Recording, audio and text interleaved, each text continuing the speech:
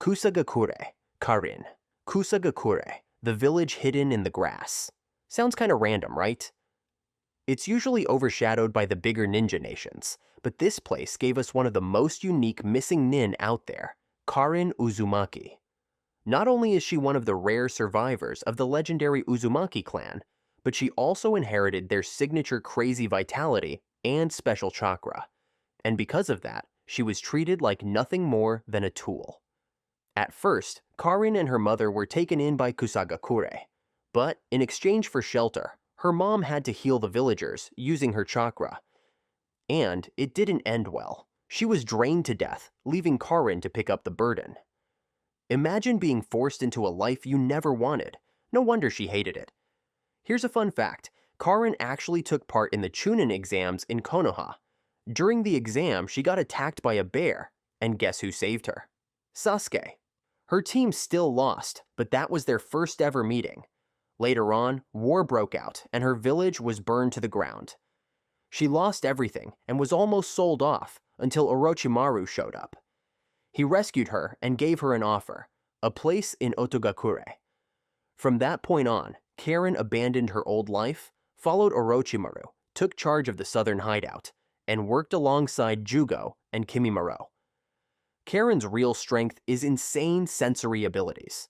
We're not talking about your average sensor ninja who can just detect chakra nearby. This kunoichi can pinpoint chakra from ridiculously far away and even tell what mood someone is in just by reading their chakra. In a ninja world where intel is everything, this ability is basically a cheat code. Her life was tragic, and the only reason she survived long enough to meet Orochimaru was because she could literally sense danger and dodge it.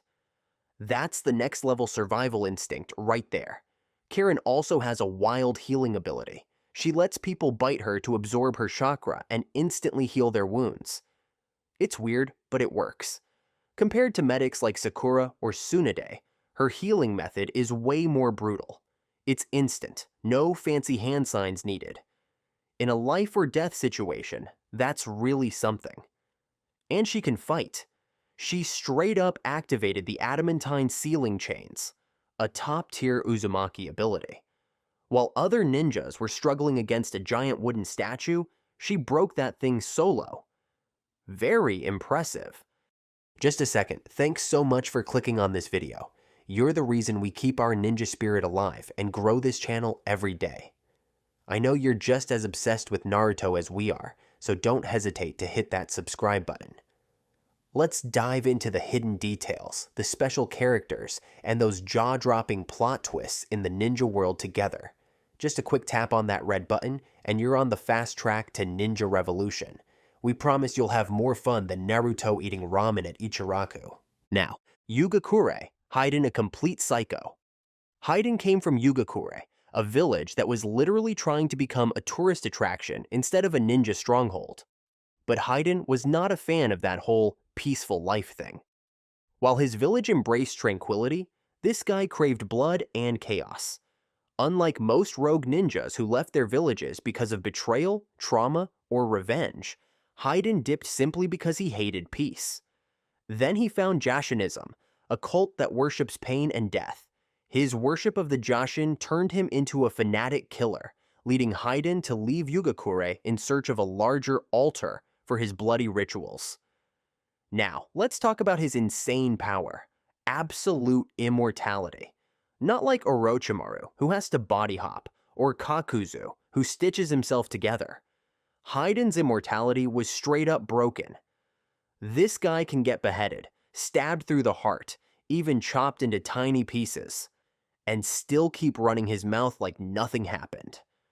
This makes Hidan a terrifying opponent on the battlefield, where conventional tactics are rendered useless. His iconic three-bladed scythe is not only a weapon of attack, but also a ritual tool to draw his opponent's blood. A crucial element in Hidan's deadliest technique, the Jashin ritual.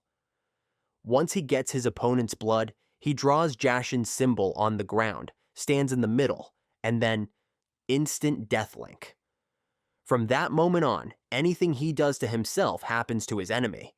He can stab his own heart, slice his own legs, or straight up impale himself, and his opponent takes all the damage while Hidan just stands there. His biggest flex was killing Asuma Sarutobi, one of Konoha's top Junin, in just a few seconds with this technique. Even a genius like Shikamaru had a hard time dealing with this guy. And Shikamaru didn't actually kill Hidan. He just buried him alive because there was literally no other way to stop him. But honestly, Hidan kinda did it to himself. If he wasn't such a loudmouth, constantly spilling all his secrets, Shikamaru wouldn't have figured him out so fast. If he had just shut up for once in his life, he'd probably still be out there causing chaos. In case you didn't know, Hidan can survive everything. Beheading, stabbing, explosion, all child's play. But starvation? No, he ended up starving to death in the Nara clan's forest. Takigakure, Kakuzu. Another immortal guy.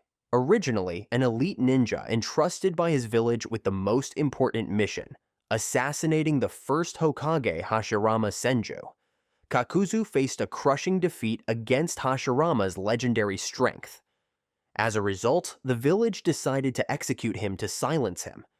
Because of this, Kakuzu turned his anger from the defeat toward his own village.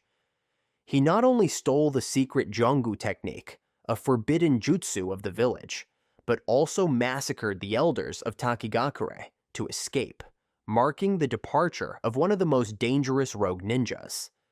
Kakuzu's strength lies in his extraordinary survivability and combat flexibility. Through Jongu, his body transforms into a network of black threads that can tear apart, extend, and restructure at will, allowing Kakuzu to avoid attacks that ordinary ninjas can't. What makes Kakuzu truly immortal is his ability to collect his opponent's hearts, not only to extend his lifespan, but also to use the corresponding elemental powers of the ninjas he has killed. With 5 hearts representing 5 elements, Kakuzu can create independent masked creatures that unleash destructive jutsus like Kaiten, Zukoku, or Futon, Atsugai, powers far surpassing most single-element ninjas. He nearly wiped out Konoha's Team 10, if not for the timely intervention of Naruto and his new Rasen Shuriken technique. This shows that Kakuzu is not only a dangerous rogue ninja, but also one of the strongest members of the Akatsuki organization. Kakuzu's existence reflects the dark side of the ninja village system, where failure can lead to punishment and betrayal. Unlike other rogue ninjas driven by grand ideals or personal tragedies, Kakuzu chose the path of extreme pragmatism, living for money and power. Kusagakure, Kinkaku and Ginkaku, or the Gold and Silver Brothers, embody betrayal and destructive power in the history of Kusagakure. Originally elite ninja from the Cloud Village, these two went through a fateful incident when they were swallowed by the Nine-Tails during a mission. Instead of perishing, they survived for 2 weeks by eating the beast from the inside. An unprecedented event in ninja history that granted them the chakra and a portion of the Nine-Tails' power. This event not only transformed them physically, but also warped their minds, making the brothers extremely arrogant, and later, they decided to betray and leave the village, leading to an ambush that nearly killed the second Reikage. These two were insanely powerful.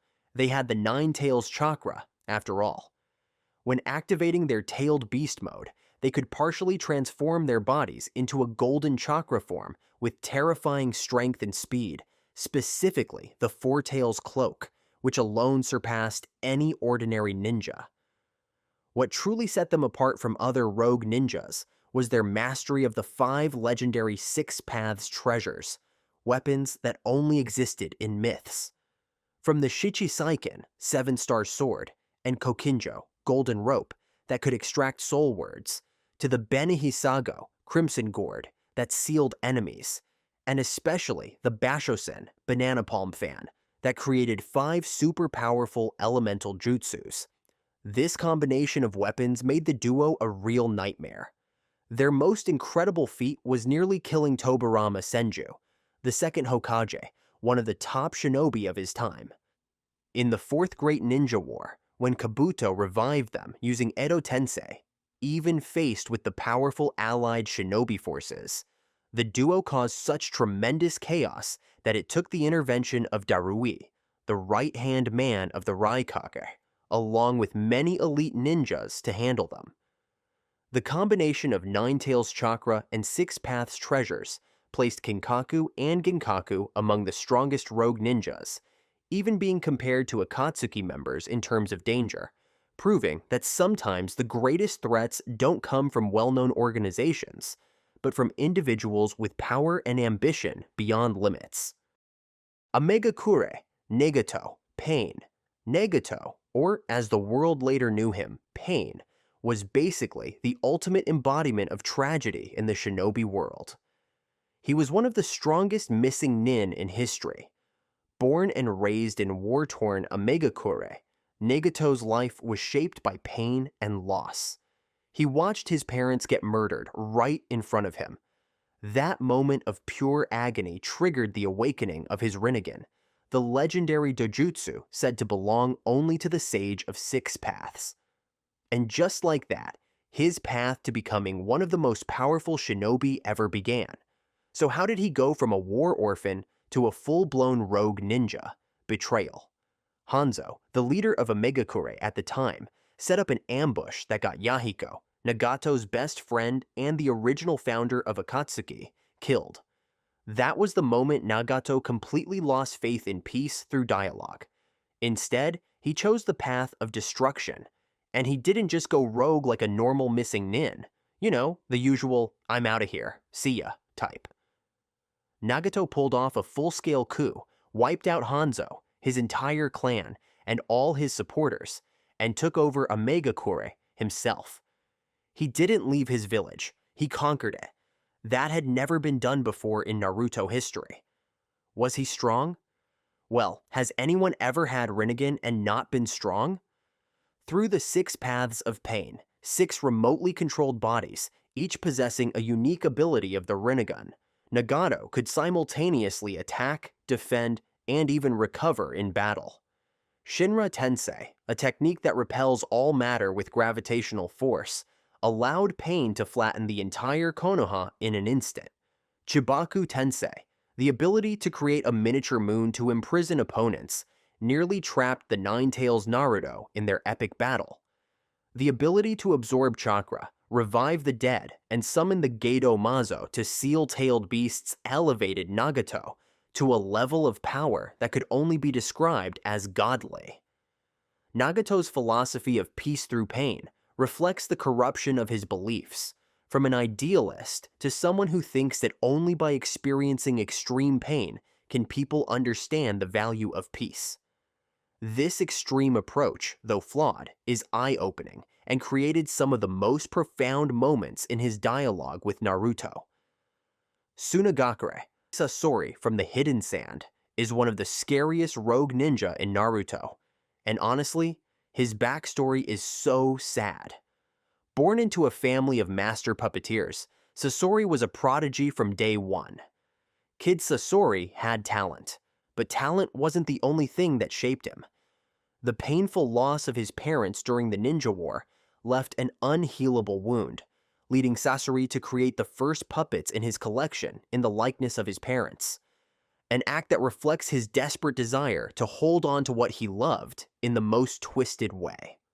This was the first step that led Sasori down the path of seeking eternal art, and ultimately resulted in his departure from Kusagakure. Now, let's talk about power. Unlike other puppet users, Sasori wasn't just throwing around a few dolls. He took puppetry to next levels. His ultimate technique is the 100 puppet army, 100 ones at the same time, and just to flex how broken he was, he wiped out an entire nation with them, turning the sand red with blood. But you know what really made Sasori terrifying? Human puppets. He turned actual humans into eternal puppets, keeping all their original abilities intact. His strongest puppet was none other than the third Kazekage himself, the one who had the legendary Iron Sand technique. That's also the strongest Kage in the history of the Sand Village. But here's where things get really insane. Sasori wasn't even human anymore. His obsession with immortality led him to turn himself into a puppet. His entire body was a literal weaponized death trap, blades, chains, hidden flamethrowers, and poison everywhere. And the only thing keeping him alive was his human heart, his one weak spot. Even in his final battle against Chiyo and Sakura, it took a ridiculous amount of effort and a crazy sacrifice to take him down. Sasori's power was no joke. He earned his place in Akatsuki, an organization filled with literal monsters. Iwagakure has produced some pretty strong ninjas, but when it comes to rogue shinobi, Deidara takes the cake.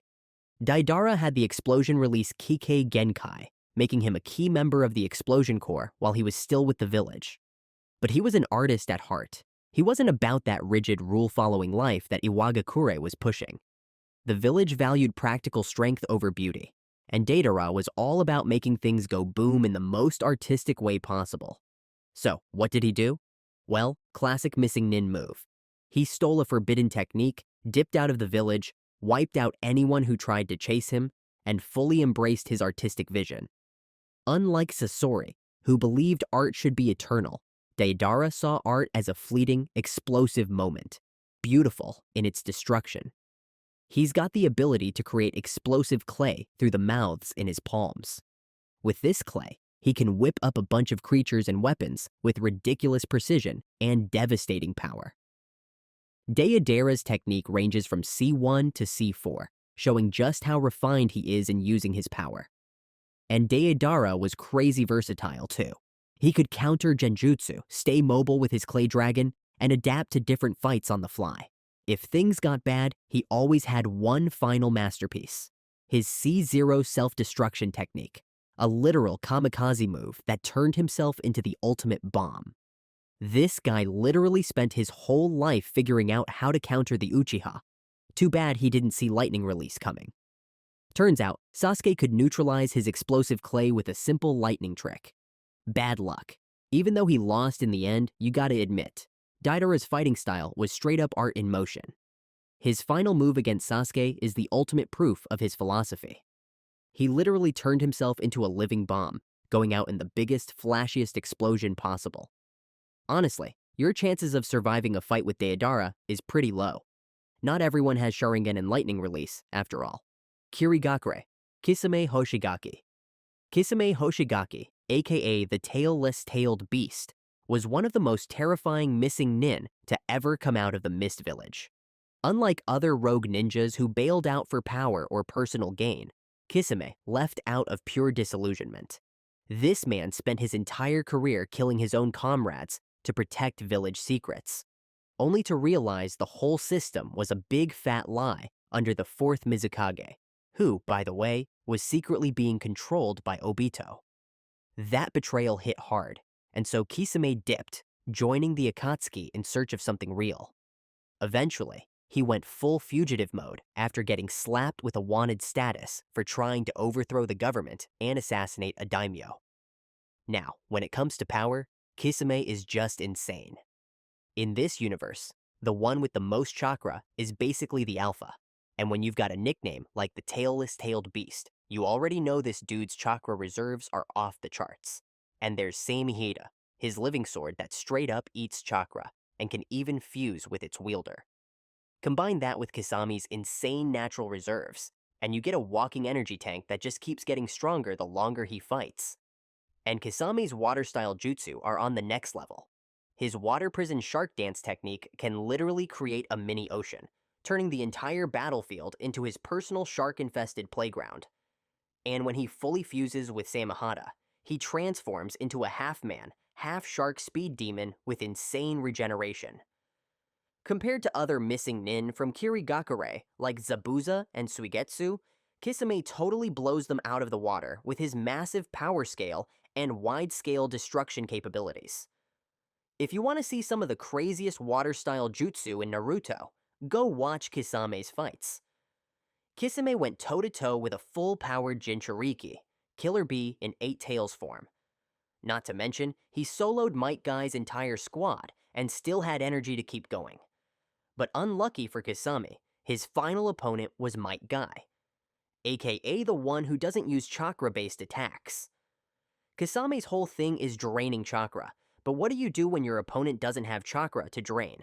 But at the end of the day, what makes Kisame truly legendary isn't just his monster-level power or his terrifying shark face.